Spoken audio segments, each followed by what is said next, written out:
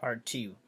So it's gotten a little quieter here, so now I can actually speak my mind, you know, and voice my opinion on this. All right. So there's a grown man who's been in relationships where ladies have cheated on me and have gone out their way to break my heart purposely. You know, some things you really can't avoid. And I mean this wholeheartedly because there's relationships and it is relationships. All right. Now, relationships where you're just fucking, fuck buddies, friends with benefits. It's so many different ways you can put that. All right. I like the term fuck buddies because it's straightforward and to the point. No feelings, dick and pussy, wham bam, thank you ma'am, the end. Now, relationships where you're in it for the long haul, you need to make sure that both of you are in it for the long haul, which means no cheating and no dumb stuff. And I'm gonna go ahead and take this out. And both of y'all have to be on the same page. You might not like it, but it pays to know where the hell you stand. Alright? You don't have to agree with me, and I don't have to agree with you. But if we're in a relationship together, we have to be on the same page. You can be at the bottom of the page, and I can be at the top of the page, but as long as we're on the same page, somewhere in the middle, we will meet, which works for everyone and not just for one person or the other. Now, let's be honest. In relationships, most of the time, when it comes to relationships, it's really all about the girl. Let's not kid ourselves. Most of the time, it's all about the girl. So when you're a dude in a relationship with a hot chick, or an average chick, or a chick that looks somewhat better than you do in a dress, you know, which is like my fourth rule. If I look better than you in your dress, there's a problem. Okay, so the thing is, you need to be on the same page. For a relationship to work, you need to be on the same page. Relationship takes work, so you have to be willing to work at it. And like I said, I've been cheated on so many times, I'm kind of numb to it. So, do I go in expecting it? Nope. Do I let these things give me suspicion to suspect shit? Nope. Because here's the honest to God truth. I don't know this lady on my screensaver. Right there, she's hot as hell. She's never leaving my screensaver. If I get married and you're jealous of a hot model in a skeleton outfit that I'm never going to see, that my penis is never going to penetrate, then there's something wrong with you. Just because I'm in love with you doesn't mean you have to be my screensaver. Alright? And besides, fantasies make relationships work a whole lot better. Even though when the reality kicks in and you be like, well, you was with her, but you were really with me, but you were really with her. It's one of those things. And if you're that conceited that you can't live in a fantasy, then maybe you should evaluate yourself and wonder why all your perfect relationships went to hell in a handbasket. Alright? So there's no such thing as a perfect relationship. There is a such thing as one person wanting to be there more than the other. Those aren't relationships. Those are you setting yourself up for a downfall. You know, and it does happen. You know, so depending on what kind of relationship you're trying to be in, you know, sorry, but it's really if you're setting yourself up for a fall, then you will fall. Which, like I said, relationships works when both people want to be there. Relationship works when you work on the relationship. If you're not working on the relationship, if only one of you are trying to save the relationship, then, like I said, you know, these things do happen, and people fail to understand what went wrong. But this is why I keep telling people, honesty is always a good thing. Always a good thing. And if you can't be honest with people, then you shouldn't be in a relationship to begin with. Because all you're doing is going to hurt someone or be hurt by someone. It's really just a matter of how you look at it. And if you're not looking at it properly, you know, things are going to go to hell in a handbasket in a more phenomenal fucking fashion. So why set yourself up for that?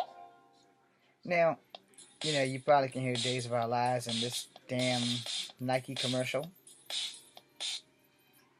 because I'm playing Words with Friends. Haven't downloaded Words with Friends 2 yet. That was not to be my sponsors, but if y'all choose to sponsor this video, I would thank you very much with a paycheck. If you decide to sponsor it, please pay me. I'll play your games. Anyway, the whole point is that, you know, in the exception of most rules and most things, you really can't control your partner's body. All right, you can't control the fact if she wants to sleep with someone else or if he wants to sleep with someone else, and if they're going to do it, let's be honest, it's really not a whole lot you can do about it other than accept it and deal with it or move on. Now, the other day I was talking to some people because I was doing some other stuff, and we brought up the conversation of changing a whore into a housewife. And we both made valid points. And I told him, if you can't change the whore into a housewife, change the environment in which the whore is living in. Take her and move somewhere where she doesn't know anybody, so then she can be your housewife. And then they said, well, what if she gets to know people and goes back to being a whore? I said, well, like I said, you can either accept her for who she is and you can leave her, or you can stay. But if she's gonna be a whore and you can't change her, change the environment. If she doesn't change with the new environment and she goes back to doing the same thing, then you know you need to cut your losses and go. And pray like hell that there's no child between the two of you, because if there is, you're gonna be stuck with the whore for the housewife for the rest of your natural life. And there's many ways you can weigh that in, and that's fine. Whatever works for you works. Whatever doesn't, doesn't. But here's the God honest truth. If a person is going to cheat on you, you have to accept it. Because there's not a goddamn thing you can do to change it. If you're the cheater, once you've rode that other person's penis, or if you're the male, once you've penetrated the other person's pussy, it's pretty much a done deal. You can't unpenetrate, and you can't unbe penetrated, depending on which side of the coin you're on during this event. So in closing, just remember this. You can accept it, deal with it, you can accept it and walk away, but one way or another, you're going to have to accept it, because once it's done, it can't be undone. And you can pretend that it didn't happen, but here's the thing. 3 people knows that it did. There's you, the guy on the other side of that, my stomach's growling if you guys hear that, and there's the Lord above. He knows for sure what you've done and what you haven't done. So if you don't want to be against the Lord, you might as well just fess up. Yeah, I cheated. Okay, simple as that. I cheated. Get the shit over with. And like I said, here's some things that is why I am the way I am. Okay, so I've been in a few relationships with some girls, and they didn't do me well. Sorry, text message. And you know, um, I used to really, let's see if I can translate this properly. All right, so I am a supporter of interracial dating because I am of multicultural descent. If you don't know me and you're just tuning in, uh, I am part Cherokee Indian, part black and part white. So I'm a multicultural descent. There's probably more Cherokee blood in us than anything else. So I'm gonna be as blunt as possible.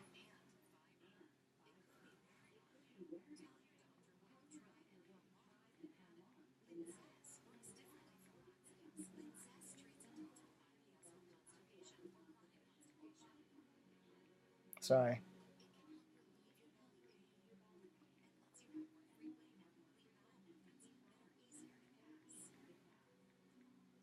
Again, sorry.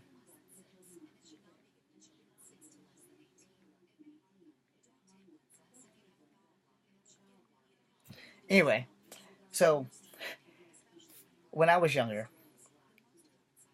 I think I dated maybe 3 or 4 black girls. One black girl, she did things to make me excessively angry on purpose. I will leave their names off for defensive purposes and denial, or if they have husbands. And this was way back when I was like in grade school. The first girl I dated, she would make her pants drop in the hallway on purpose to piss me off.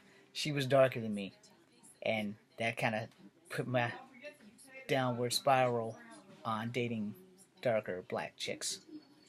As I got older, I started heading toward more colored girls that was more my color, red bone chicks. So one girl specifically, I will leave her name off, told me that I was ugly. I still believe that to this day. All right, even if I don't look ugly to everyone else, I will always be ugly because of that one girl, and it's hard for me to get past that.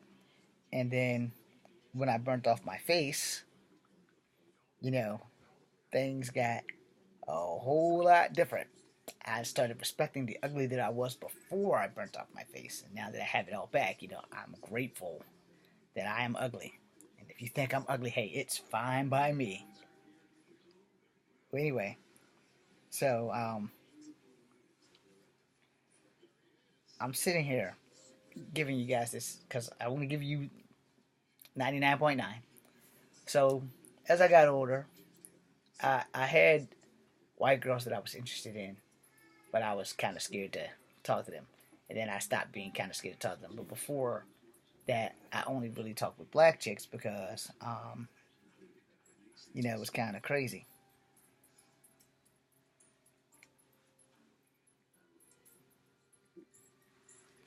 And so most of the black chicks, up until I got to Smithville, um, I only dated light skinned chicks. And then I dated a chick who was just a tiny bit darker than me. And she destroyed me. All right? She destroyed me. And she had told my father and I the biggest lie that her new boyfriend was her cousin, which it wasn't. And I had taught him how to fly off my front porch at 131 B Street, or Riverview, or wherever the hell I was in Smithfield, Virginia. And then after that, I started messing with another black girl in the same neighborhood. And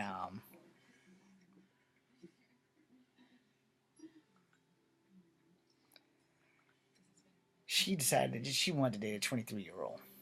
And he decided that he wanted to pull a gun out on me and shoot me. Now, as good as I am at martial arts now, 12, 14-year-old James didn't have shit on this 23-year-old. And so after that, I swore off black women. Period. So learning from that issue, I started to only date white girls or Asian girls or girls of color that were not black, or at least not all the way black. Girls who weren't going to cause me problems and strife. As I got older, you know, people still chunk me on that.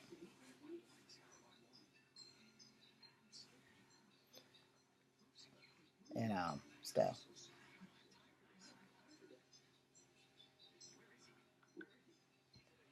So I can close out and finish text messaging. I mean, the thing is, these girls, they were cheating on me. Like, almost in my face, cheating on me. And every girl after them was cheating on me. Like, literally in my face, cheating on me. So, when I got to high school, I was dating this white chick. And her name is the same name as my ex and the one before her. And I will leave names off just for, like, respectful reasons. So apparently she broke up with me over the phone, but it wasn't me that she broke up with because I was at work. And so if I haven't told y'all this story, I'm going to tell you this story now, so this video is going to be a little bit long. So I go to work, and she walks past me the first time, and I'm putting my plates up. I was a dishwasher at Kegler's. And then I go back, wash more dishes. I bring more dishes, and she goes by me again. So I call her name. And then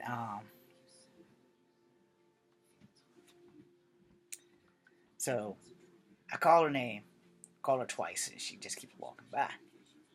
So I go back washing dishes, and then, you know your girlfriend. I don't give a damn who you are.